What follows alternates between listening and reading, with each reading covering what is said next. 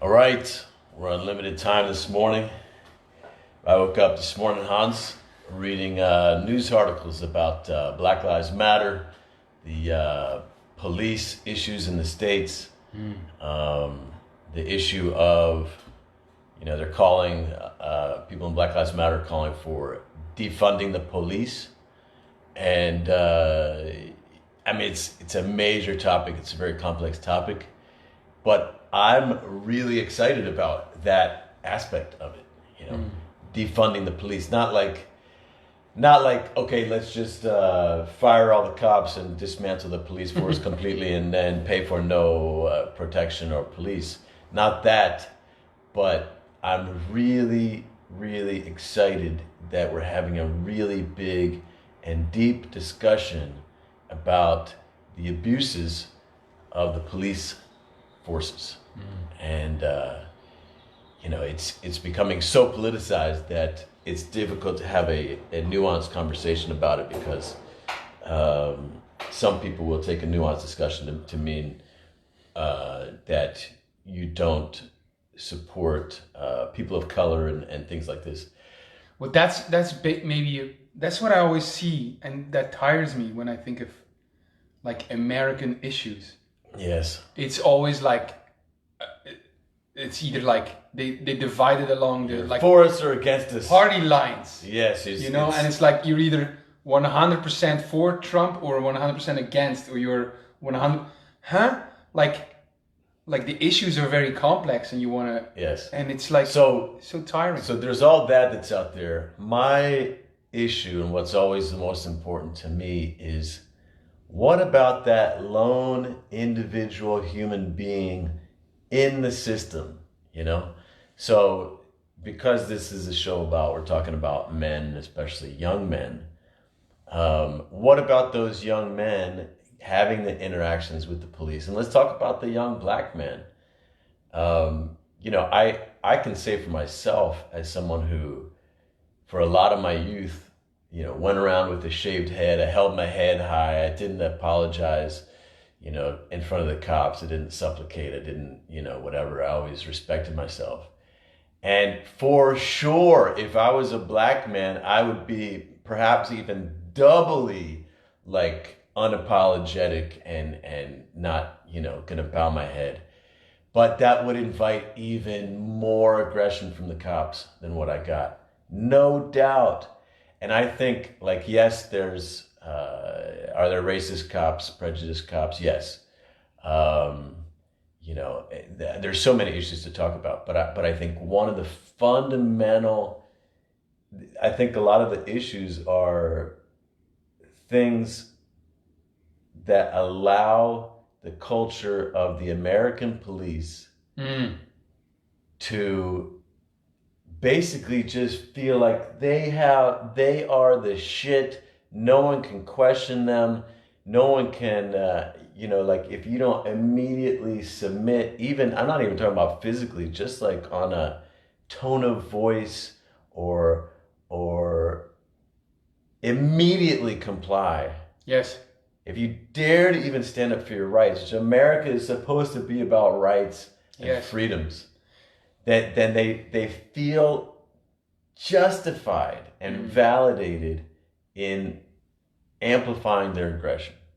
That's interesting because, and it may be changing in Europe, my recollection of that, an idea of police was always like more there at the service, I said this probably before, but like when I think of a police, that's the guy I ask where to go to, where's that road? And it's almost like in the States, you almost don't do it because you want to avoid interaction with your boss or something. Yeah.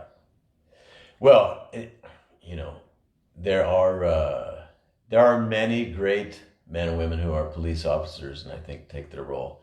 They're not in that kind of combative way, but it's a role that attracts a lot of people who are otherwise don't have a position of status or authority. Or they can get it instantly, and they have a badge and they have a gun and they can walk around and enforce, little tiny laws and rules with the force of their gun. You say it attracts I'm not into these things, you know this, but you say it attracts a certain kind of people, but maybe it's a culture that cultivates a certain kind of behavior, you know, like the police force or America. Yeah, or the whole situation, the role of police in American society could cultivate a certain approach to things and a manner of dealing with things. Or yeah, for sure. It's a huge, complex issue. I mean, all of our movies about good guys and bad guys and cops and robbers, and we kind of glorify the conflicts that we have with the police. We see these movies. Yeah. So, I mean, yeah. But what I really want to talk about is that individual guy. Because if I was a young black man, and my advice would be, what I hate is when I hear people say, just do what they say, just obey them, just respect anything that they say, and you won't have problems. That advice annoys the fuck out of me. Because like for a young man, whether of any color, one of the things you and I do on this show is we're essentially advising young men how to be in the world. Yes. And one of the things I would say is respect yourself and don't let people disrespect you. And I would apply that to the police as well. Like don't train yourself to be someone who just submits to authority. That is a plan to live a life of compromise, have more and more people disrespect you, a life of unhappiness, and I mean it's just a downward spiral. And contribution to the killing of others. But the problem is, if you really stand up for yourself at that level, you're going to put yourself at the risk of a lot more conflict in life and a lot more threat from authority figures, especially in a situation like America, and especially if you are a minority, or I would say it applies very much also to the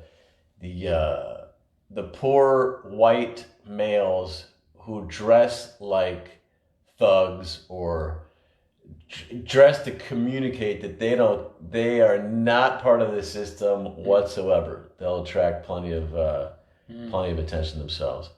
But one of the things that I said I did is I just got the fuck out of there. Like I used to stand up for myself constantly, standing in. I mean, it was like a magnet for conflict. And then I left, and it was like, oh, what a great solution. No kidding. But it is, because I see the parallels with like lockdown and wearing masks and all that, because I mean, by now there's enough scientific evidence either side of the debate, like you can make up your mind what you want to do, and I hear someone just wear a mask, just why, and then they repeat the narration of the government or whatever they say. And so like, no, you can make up your own mind. There's enough. No, it's killing. And it's just baffling to me that I share the same kind of like, what the fuck? Well, Wake the fuck up. It's like, I want to say we got the great Thad Crouch out there watching this right now. Thad, what's up, brother? That is someone who has stood up in the face of so much and so many. Is that the story of the family? He went to the wedding and spoke to the... No? No. Okay. No, you met Thad. He's a fellow shaved head. Okay. Bearded guy, warrior for conscience. Well, we talked about that. Yes. I told my father that I love him. There you go. That was not him? Not the guy. Damn it! I thought that was the guy with the chat. No. Fuck. Forget it about it, okay? I don't love my dad. But I share the same kind of, don't just do what people say. I was watching a video of Jordan Peterson yesterday, and he talked about the story of like, let's never forget the Nazi story. And he says, let's never forget. And he says, what is it that we should never forget? And he says, what we should never forget is, you are the Nazi. Like, you are the Nazi when put in a certain context and you start listening to that external authority, you know, and you're not making up your own mind, you know, that you're the Nazi. Yeah. We're so easily following the herd, you know, and not just the following the herd, but being so like morally superior. Yes. About who the bad guys are. Exactly. That then it justifies our Nazi-like behavior. And you can they do the controlling. You can do that whether you're black or white. Yes. You can do that of any religion. And but I remember like the first weeks of the coronavirus, I was very scared also, you know. And then with growing, I saw more and more scientific studies that question the severity and also question the lockdown measures. And I would just post them, you know, and the reactions I got from people that it was irresponsible to just put that, you know, to put the facts out there, that from other scientists, that was irresponsible. Yes. And so there was a constant controlling, and I had battles, you know, with people that are friends or family, and you're like, the fuck? Yes. You know? Well, you know, part of what I think this is human beings, we used to live in very small groups, yes. You know, very small groups.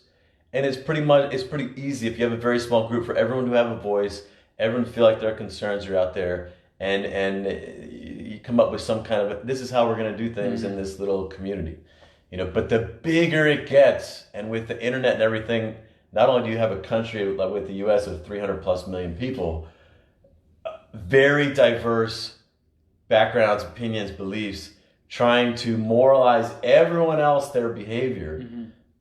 But you have, it's now global, with so much of the world, for example, speaking the same language, English, with so much of the world watching the same shows, listening to the same celebrities, following the same politicians. It's now like this global community. And now the moralizing that might happen in a community of 150 from someone that you know, that you can talk to and explain stuff to and work stuff out with, is now like global. Yes. And we're all trying, people who have no relationship to you or very little are trying to moralize you how to do you. Well, I got a question about that. I got two questions. One, I would like to get back to that black guy and what should he do? Because I'm very interested in your response to that. Like the stand up. But first, maybe, aren't we also, when we're saying listen to your inner authority and don't follow, and we get angry, aren't we also moralizing? Aren't we also putting our own moral system on other people? You know, and are we just part of the battle? You understand what I mean? That we are. You could be. It depends how you're going about it, right? But not necessarily. You know, I mean, right. I can see where it's going. It's not as if I could be very easily like in judgment of others judging, right? And being in such a way that they shouldn't do that. But it's so funny that I go there, you know, because that's exactly what I do. Yes. Tell me about it. But it's now you were doing it. Yes. But it's hugely a question of effectiveness. You know, yes. So for example, with the Black Lives Matter movement, there are some very important stands that they're making and people that they're standing for, causes that they're fighting for.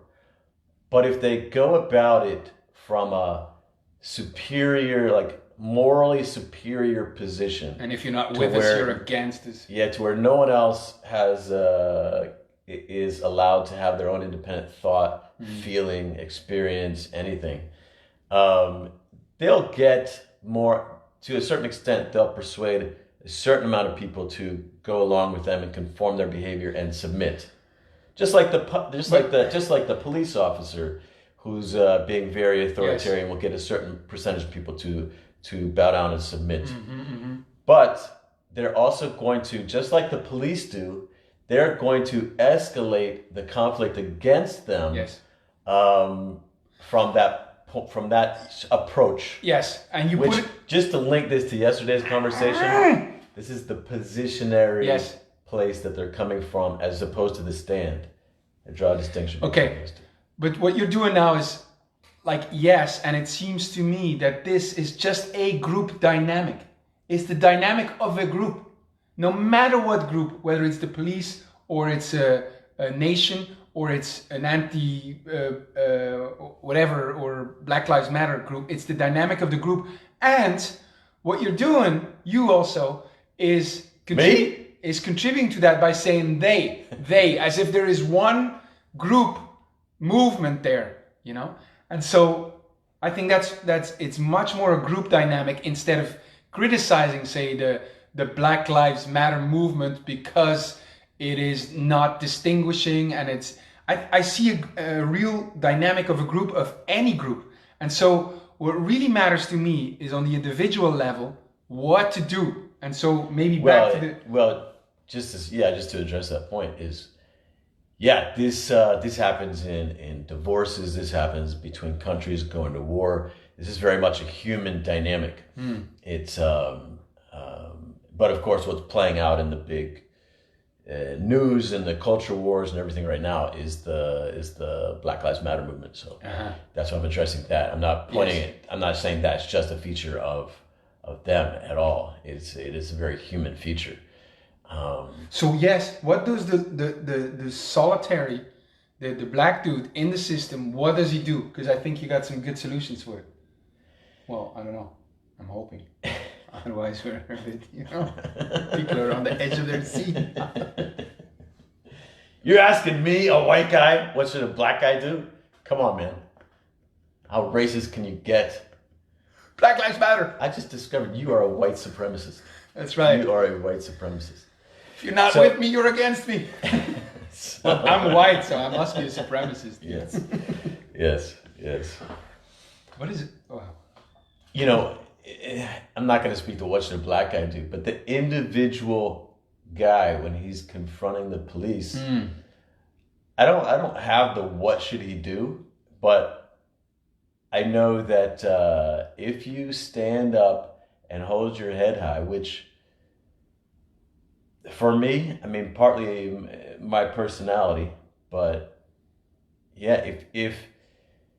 because I think what's at risk, like we were talking about before, is if he becomes trained to be submissive and to not stand up for himself and his people and his values in those conflicts.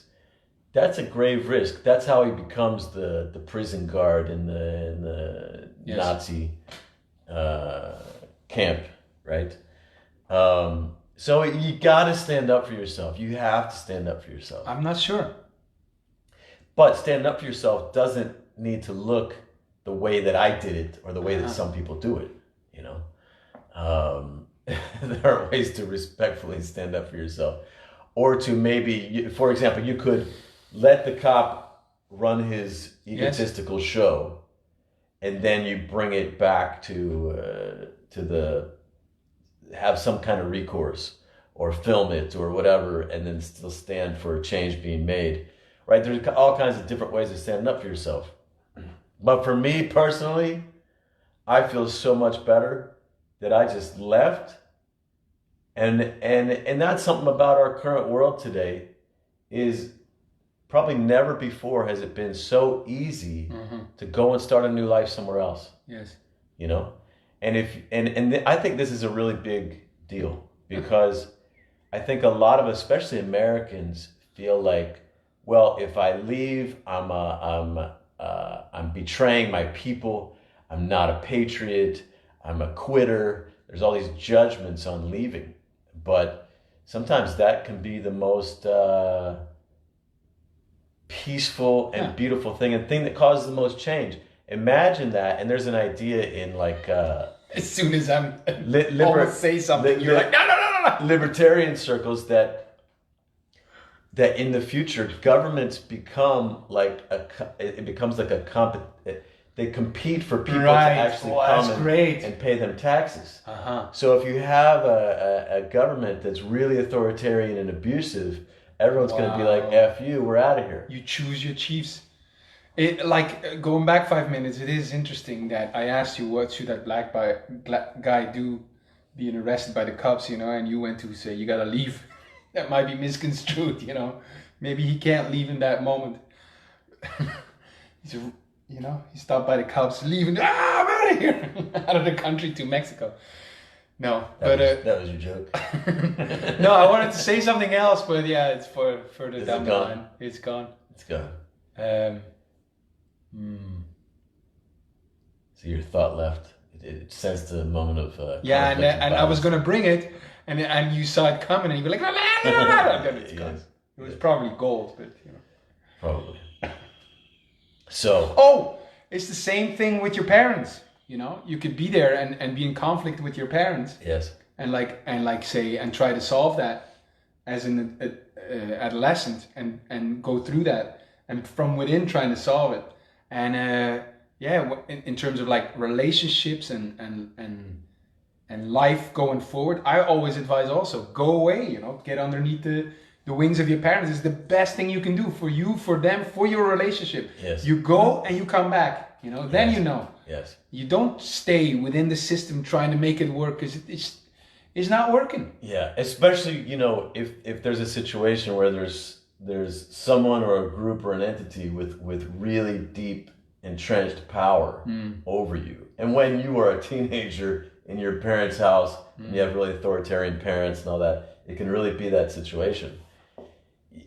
You're going to have very limited ability to change anything, you know, through whining, complaining, negotiating, whatever. But if you leave, yes, you establish your own freedom, autonomy, and authority, then you can come back and as equals on an equal playing field, you can negotiate. But what a lot of us try to do, and you know, because this is a show about men also, like men in a relationship with a woman will try to negotiate from being in the midst of the judgment and the conflict. And it typically just makes things worse. And one side can eventually submit and give in, but it's not going to be a great relationship. Like in every great seduction, you know, leave and come back is always better than to stay. It's like sex, you know. If you just stay, it's not working. You gotta leave and come back. Gotta go in and out, in and out. If you want to save your family, leave and come back. If you want to save your country, you know, and the love for it, leave and come back. Maybe. What if? Something to think about. Make America great again. Leave and come back.